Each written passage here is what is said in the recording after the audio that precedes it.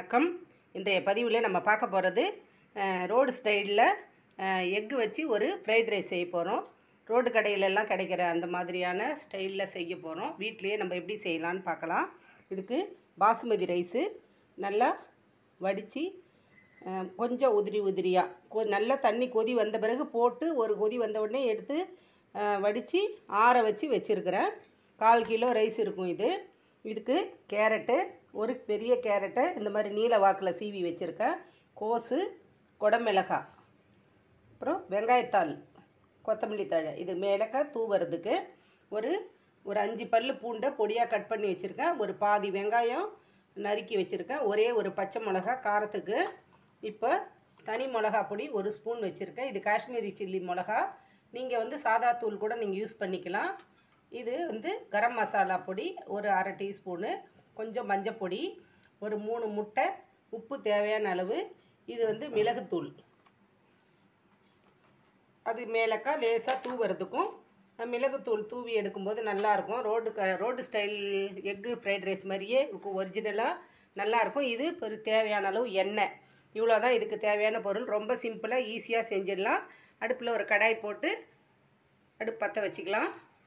அடுப்பு பற்ற வச்சுட்டேன். வாணலில் நம்ம இப்போ ஒரு 2 ஸ்பூன் ஆயில் ஊற்றிக்கலாம்.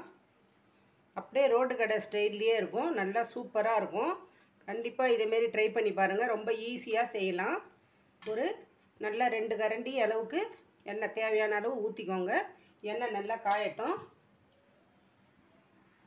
இப்போது எண்ணெய் காஞ்சிடுச்சு. இப்போ நம்ம நறுக்கி வச்ச பொடியாக நறுக்கின பூண்டை சேர்த்துக்கலாம்.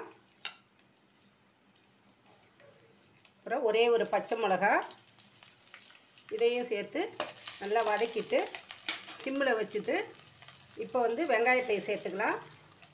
ஒரு பெரிய வெங்காயத்தில் பாதி வெங்காயம். இதுக்கு வெங்காயம் ரொம்ப அதிகம் தேவையில்லை.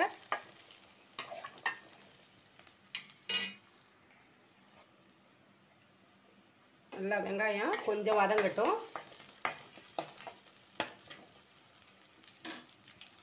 வெங்காயம் நல்லா வதங்கியிருக்கு.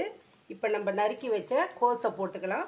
எல்லாமே நீல வாக்கில் போட்டால் ஒரு அழகாக இருக்கும். அதனால் ஒரே சைஸில் கட் பண்ணிக்கலாம். கோஸு போட்டு வதக்கிக்கலாம். ரொம்ப சிம்பிள். நீங்கள் ரைஸ் வடித்து வச்சுக்கிட்டிங்கனாக்கா காலையில் செய்யணுன்னா இரவு நைட்டில் கூட வடித்து வச்சுக்கலாம். ஈவினிங் செய்யணுன்னா காலையிலே வடித்து நல்லா ஆற வச்சு வச்சுக்கலாம். இப்போது நான் இந்த கேரட்டை நீல வாக்கில் அரிஞ்சிருக்கிறத போடுறேன். காய்கறி எல்லாம் உங்களுடைய ஆப்ஷனல் தான்.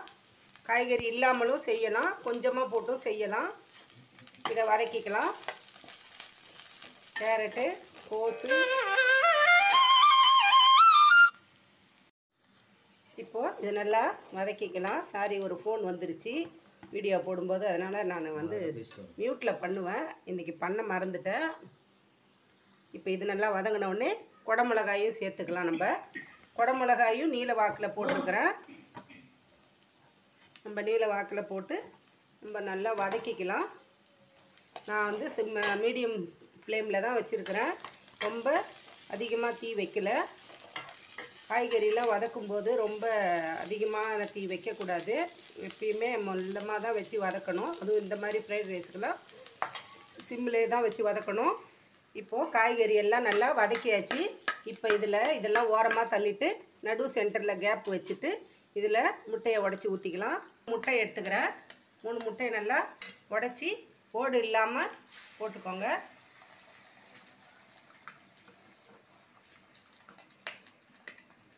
முட்டையும் நம்மளோட விருப்பம்தான். எத்தனை முட்டை வேணுமோ நீங்கள் அதுக்கு தகுந்த மாதிரி போட்டுக்கோங்க. இது ஒரு 1/4 கிலோ ரைஸ் இருக்கும். இதுக்கு ஒரு 3 முட்டை போடுறேன்.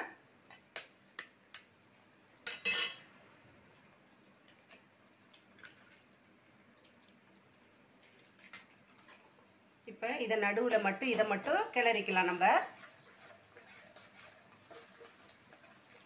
இதில் கொஞ்சமாக சால்ட்டு போட்டுக்கிறேன். நடுவில் நல்லா முட்டை வெந்த பிறகு அதுக்கப்புறமா நம்ம காய்கறியை சேர்த்துக்கலாம்.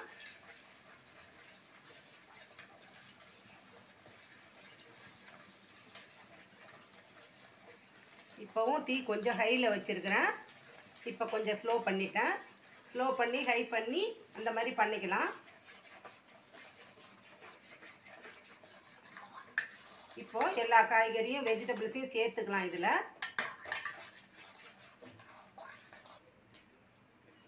இதில் சேர்த்தாச்சு. இப்போ வந்து ஒரு ஸ்பூன் தனி மிளகாய் பொடி, கரம் மசாலா கொஞ்சம், மஞ்சள் பொடி கொஞ்சம், இது எல்லாத்தையும் நம்ம இதில் சேர்த்துக்கலாம். நீங்கள் காரத்துக்கு தகுந்த மாதிரி சேர்த்துக்கோங்க.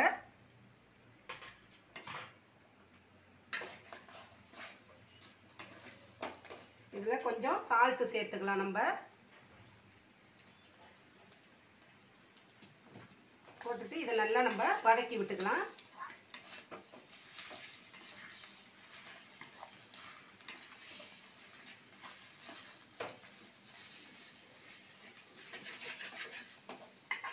டீ வந்து சிம்மில் வச்சுருக்கிறேன். இப்போ வந்து நம்ம வடித்து வச்ச இந்த ரைஸை சேர்த்துக்கலாம். உதிரி உதிரியாக இருக்குது பாருங்கள். நல்லா ரைஸ் ஆற வச்சு எடுத்து வச்சுருக்கிற ரைஸை இதில் நம்ம சேர்த்துக்கிறோம். இப்போ இதில் வந்து கொஞ்சமாக மேலாக்க மிளகுத்தூள் தூவிக்கலாம். உப்பு கொஞ்சம் கம்மியாக இருந்ததுன்னா உப்பு கொஞ்சம் போட்டுக்கலாம். கொத்தமல்லி தழை போட்டுக்கலாம். வெங்காயத்தாள் கொஞ்சம் போட்டுக்கலாம். போட்டு இதை நல்லா கிளறி விட்டுக்கலாம். நம்ம உப்பு மட்டும் பார்த்து அவங்கவுங்க டேஸ்ட்டுக்கு உப்பு காரம் போட்டுக்கினா நம்மளுக்கு சீக்கிரமாக நம்ம ரோட் ஸ்டைல் முட்டை ஃப்ரைட் ரைஸ் ரெடி ஆகிடும். பாருங்கள், நல்லா உதிரி உதிரியாக சூப்பராக எடுத்து வச்சுருக்க ஒரு தக்காளி சாஸ் 1 ஸ்பூன் சேர்க்குறேன். நான் 1 ஸ்பூன் தக்காளி சாஸு, ஏதோ சோயா சாஸ் இருந்ததுனாலும் நீங்கள் சேர்த்துக்கோங்க. இது வந்து ஆப்ஷனல் தான். கொஞ்சம் புளிப்பு சுவைக்காக நம்ம அதை சேர்க்குறது. தக்காளி சாஸ் எப்படி செய்யறதுன்ற வீடியோ எடுத்துருக்கிறேன். நான் சீக்கிரமே அப்லோட் பண்ணுறேன். இப்போது இந்த சாதம் நம்மளுக்கு fried rice, egg fried rice ready ஆகிடுச்சு. இதே மாதிரி இந்த அளவுகளோட கரெக்டாக நீங்கள் செய்து பாருங்கள். செய்து பார்த்துட்டு ஃபீட்பேக்கை கமெண்ட்ஸில் சொல்லுங்கள். நம்மளுடைய road style egg fried rice ready ஆகிடுச்சு பாருங்கள். சூப்பராக உதிரி உதிரியாக நீளமான ரைஸில் எப்படி இருக்குது பாருங்கள். இந்த பதிவு உங்களுக்கு பிடிச்சிருந்துச்சுன்னா லைக் பண்ணுங்கள், ஷேர் பண்ணுங்கள். கதம்பம் 2.0 சப்ஸ்கிரைப் பண்ணுங்கள். பக்கத்தில் இருக்க பெல் ஐக்கானை அழுத்துங்க. வாழ்க வளமுடன், நாளும் நலமுடன்.